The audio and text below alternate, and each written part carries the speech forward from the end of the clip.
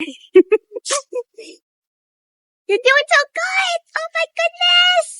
Okay, up. Good boy.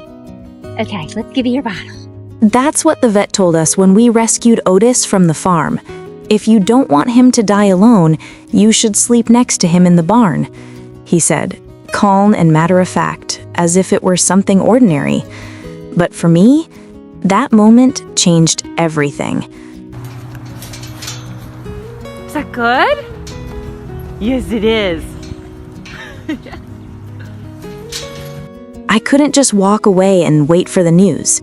So that night, I lay down on the straw beside him, a fragile calf who could barely breathe. And that was the beginning of everything. For 4 weeks, I slept there next to him. He was so weak he couldn't even lift his head. I didn't know if he'd make it. But every night I stroked his face and whispered, "You're not alone. We're going to make it." Hi, buddy. Have a problem with the tetherball? Otis had been born on an Amish farm with a hoof deformity that made it impossible for him to stand. When they brought him to auction, he collapsed right there on the floor. People tried to shock him with an electric prod to get him up, but he couldn't move. One man couldn't take it anymore. He threw $30 at the seller, scooped Otis into his arms, and carried him away. By the time we met him, he was barely breathing, burning up with pneumonia. We started treatment right away. Massage, therapy, bottle feedings every 3 hours. He tried to stand again and again, but kept falling. And every time he fell, I whispered, "Come on, little one, just a bit more."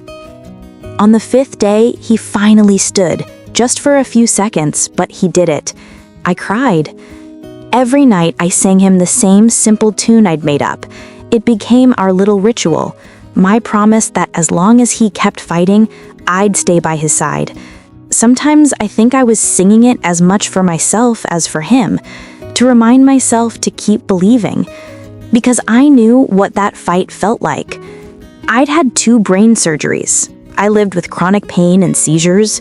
I knew what it meant when your body refuses to cooperate, when you're exhausted but still keep going because there's no other choice. Maybe that's why our bond felt so deep. 2 weeks later, Otis grew stronger. He could stand longer, take a few steps. Every wobble, every breath felt like victory. By week 4, he ran. A clumsy, unsteady gallop, but a real run. I sobbed watching him. He did it. Once he recovered, his personality blossomed. The quiet, fragile boy became a mischievous troublemaker, stealing buckets, following me everywhere, getting into everything. "You're just a teenager now, Otis," I'd laugh, and it was perfect because before that, he never had the chance to be one. Now he's huge, 6 feet tall, nearly 3,000 pounds.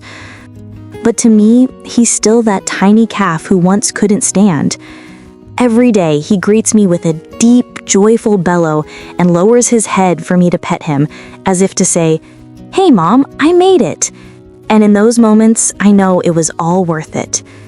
Because of Otis, I found my purpose, to help the ones everyone else gives up on. Now we have a little sanctuary, Sadie, Jonesy, Walter, and so many others. Each one alive because one weak calf once refused to give up. Otis didn't just survive, he saved me too. He reminded me that miracles happen when you keep fighting, and if even one living being has a better life because of you, then you've done something right. If you loved Otis's story, please like, comment, and subscribe to follow more touching and inspiring stories like his.